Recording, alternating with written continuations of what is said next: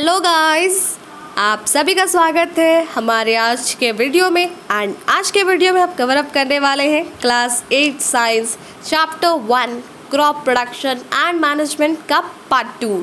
अगर अभी तक आपने पार्ट 1 नहीं देखा है तो आई सजेस्ट यू कि आप पार्ट 1 भी ज़रूर देखें, जिससे कि आपको ये वीडियो देखने में और समझने में आसानी होगी। तो आपके लिए मैं पार्ट 1 वीडियो का लिंक डिस्क्रिप्शन बॉक्स में शेयर कर दूंगी, आप चाहे तो आप उस वीडियो को भी देख सकते हैं। तो लेट्स स्टार्ट दी वीडियो। तो आज के वीडियो में हम जानेंगे कि what are the agricultural practices.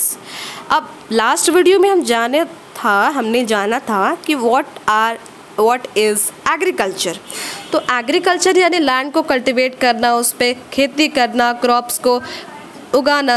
तो अब क्रॉप्स को उगाने यानी क्रॉप्स के प्रोडक्शन के लिए क्या क्या स्टेप्स होते हैं, उसको मैनेजमेंट के लिए क्या क्या स्टेप्स होते हैं, तो वही हम इस वीडियो में पढ़ने वाले हैं।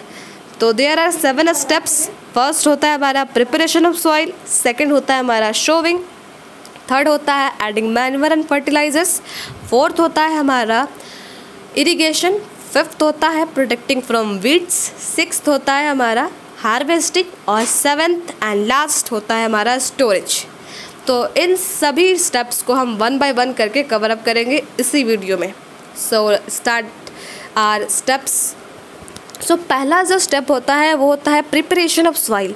अब प्रिपरेशन ऑफ सॉइल क्यों ज़रूरी है, मिट्टी को तैयार करना क्यों ज़रूरी है, जबकि मिट्टी को तैयार करने वाला ये स्टेप्स बहुत ही इम्पॉर्टेंट होता है। तो हमारे पास एक क्वेश्चन आता है कि यह क्यों ज़रूरी है। तो एक बात, इसका आंसर ये भी हो सकता है कि जैसे हमने मिट्टी पर अभी खेती की, उसी मिट्टी पर, और उससे हमें न्यूट्रिएंट्स मिले जो कि हमारे प्लांट्स ग्रो किए, उसके द्वारा हमें न्यूट्रिएंट्स मिले।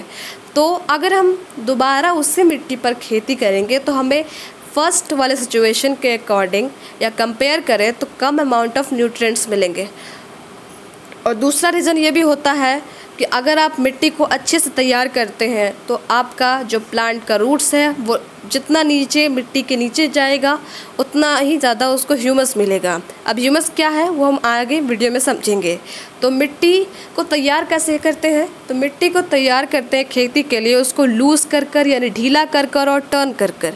तो इसी प्रोसेस को टर्निंग और loosening of soil is known as tilling और प्लॉइंग।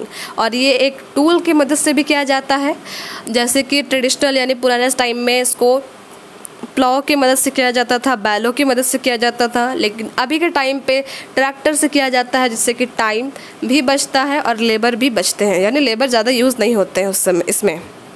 अब इसके बाद ह्यूमस क्या होता है, ह्यूमस होता है जो कि माइक्रोब्स यानी मिट्टी के नीचे कुछ माइक्रोब्स होते हैं, माइक्रो ऑर्गेनिजम्स होते हैं, जैसे कि अर्थवॉर्म, जो कि फार्मर के फ्रेंड भी कहलाते हैं, जो मिट्टी को ह्यूमस प्रोवाइड करते हैं। ह्यूमस होता है एक ऑर्गेनिक मटेरियल जो कि डिकम्पोज्ड मटेरियल से बना होता है।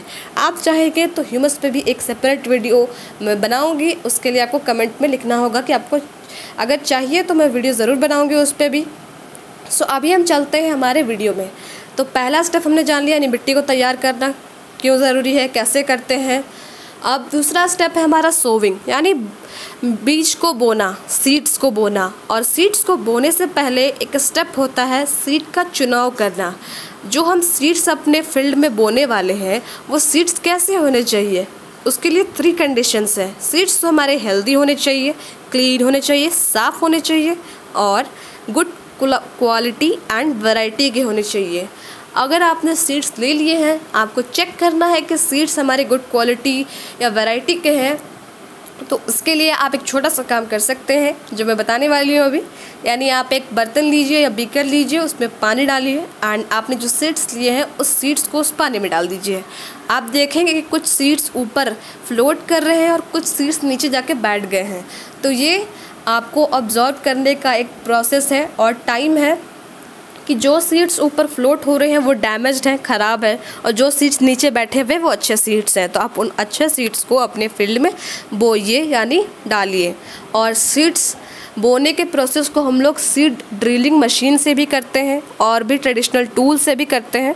सो सीड ड्रिलिंग जब हम करते हैं तो उस टाइम हमें एक बात का ध्यान रखना होता है कि हम हर सीड्स को एक इक्वल डिस्टेंस के दूरी पे उसे उगाएं और ज़्यादा सीड्स एकदम जैसे बोलते हैं कि ज़्यादा सीड्स हम एक एक करके मतलब तुरंत बगल बगल नहीं लगाएं, क्योंकि उससे आपके अनवांटेड प्लांट्स ग्रो हो जाएंगे जो कि आगे क्रॉप्स को ग्रो होने में हेल्प नहीं करेंगे, उसको वहीं पे स्टॉप कर देंगे और आपकी क्रॉप प्रोडक्शन में डैमेजेस आएंगे।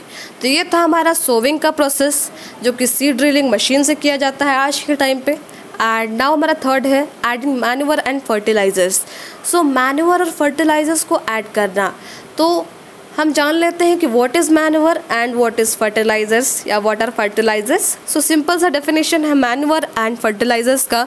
मैन्योर होते हैं जो कि नेचुरल सब्सटेंस होते हैं, नेचुरल मटेरियल्स होते हैं जो कि हमें न्यूट्रिएंट्स प्रोवाइड करते हैं, हम उसे मिट्टी में डालते हैं, उसके द्वारा प्लांट ग्रो करते हैं और प्लांट से हमें न्यूट्रिएंट्स मिलते हैं। क्रॉप से मतलब प्लांट्स में क्रॉप ग्रो होते हैं तो उससे हमें न्यूट्रिएंट्स मिलते हैं अनाज से। सो मैन्योर तो हो गया एक नेचुरल सब्सटेंस जो कि नेचुरली हमें मिलते हैं न्यूट्रिएंट्स, और फर्टिलाइजर्स होते हैं वो केमिकल सब्सटेंसेस होते हैं जो कि मैन मेड होते हैं, जिससे हमें न्यूट्रिएंट्स तो मिलते हैं, बट अगर आप फर्टिलाइजर्स का यूज़ रेगुलरली अपने फील्ड पर करिएगा एक लंबे समय तक के लिए और हर बार, तो वो आपके मिट्टी को कम उपजाऊ बना देगी, जो कि खेती करने के लिए बिल्कुल सही नहीं है। इसलिए कहा जाता है कि अगर आप खेती कर रहे हैं तो क्रॉप रोटेशन करें, यानी आपने इस बार इस वाले क्रॉप की खेती की है तो नेक्स्ट टाइम किसी और क्रॉप की खेती करें, और कुछ समय तक रुक जाएं खेती करने के लिए, यानी कुछ समय फील्ड को छोड़ दें ऐसे ही, क्योंकि मिट्टी में खेती टॉप सॉइल की वजह से होती है।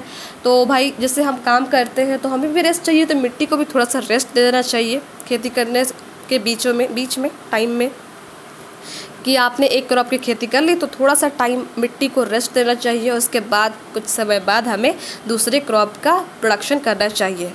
तो हमने जान लिया कि what is manure and what are fertilizers. So इसका डिफरेंस आपको जानना है तो मैं ऊपर इसका फ़ोटो देख सकते हैं आप, जो कि डिफरेंसेस दिए गए हैं और मैन्योर के कुछ एडवाइजर्स भी दिए गए हैं। मैंने आपको मेन पॉइंट्स बताए हैं और एक एडवांटेज भी बता सकती हूँ कि इसमें यानी अगर आप मैन्योर का यूज़ करते हैं तो आपका जो मिट्टी है उसमें वाटर होल्डिंग कैपेसिटी बहुत अच्छी होती है, और उसके बाद ये मिट्टी को एक्सचेंज यानी मिट्टी के अंदर गैसेस एक्सचेंज करने में बहुत हेल्प करती है, और मिट्टी में गैसेस एक्सचेंज करने में एक माइक्रो ऑर्गेनिज्म हेल्प करता है जो कि है राइजोबियम बैक्टीरिया, जो कि नाइट्रोजन फिक्स करने में हेल्प करता है मिट्टी में।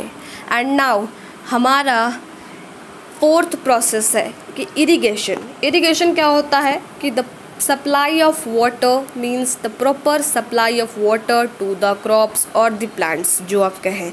इसका मतलब ये होता है कि आपने सीड्स बोए, अब इसके बाद उसमें से प्लांट्स आए तो आपको उसको एक अच्छे तरीके से कीड़ों से बचाना होता है। यही है हमारा फिफ्थ प्रोसेस यानी fifth step, protecting from weeds या प्रोटेक्शन फ्रॉम वीड्स, यानी कीड़ों से बचाव करना। अगर आप वीड्स का डेफिनेशन जानना चाहते हैं तो वीड्स होते क्या है, तो जो अनडिज़ायरेबल प्लांट्स होते हैं जो कि ग्रो कर गए हैं क्रॉप्स के साथ, उसको हम लोग बोलते हैं वीड्स, जो कि हमारे क्रॉप प्रोडक्शन के लिए अच्छी बात नहीं है।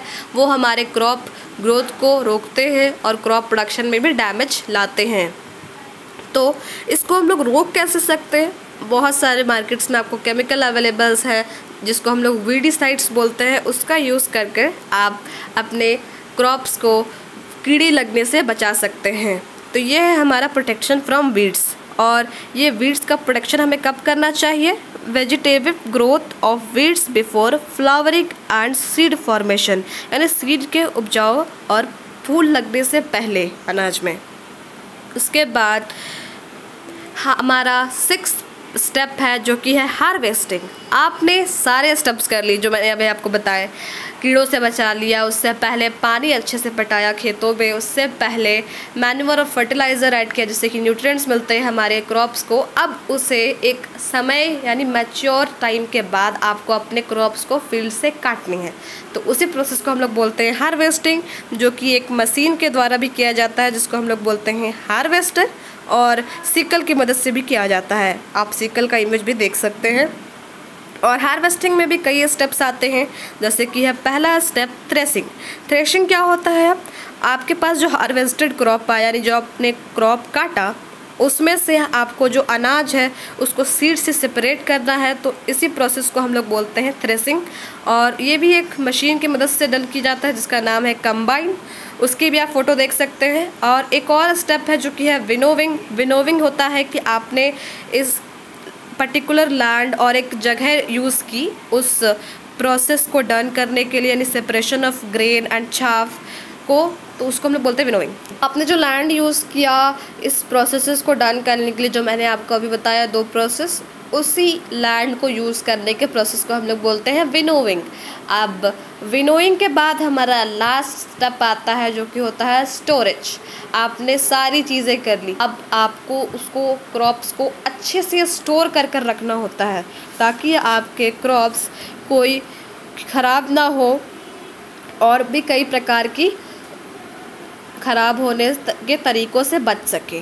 तो लास्ट होता है हमारा स्टोरेज। आपको अपने क्रॉप्स को अच्छे से स्टोर करके रखना होगा ताकि आप उसको मार्केट में अच्छे से सेल कर सके और आपने जो इतनी मेहनत की, यानी हमारे फार्मर्स ने, वो अपने मेहनत की कमाई अर्न कर सके। उसके लिए हमारे पास आते हैं, आपको स्टोरेज के लिए यूज़ किए जाते हैं बड़े बड़े जगहें, जैसे कि अनाज को स्टोर करने के लिए आपको सिलोस एक नाम के प्लेसेस का यूज़ किया जाता है। And this is all about it's storage आप नेम से ही समझ सकते हैं कि स्टोर करना। आई होप आपको आज का वीडियो अच्छा लगा हो। एंड कुछ पार्ट्स इसमें हैं और भी, जैसे कि हार्वेस्ट फेस्टिवल या एनिमल हस्बेंड्री। अगर आपको उस पर भी वीडियो चाहिए तो हम उस पर भी वीडियो लाएंगे। आप कमेंट में ज़रूर बताइए। Please like share subscribe and thank you for watching this video.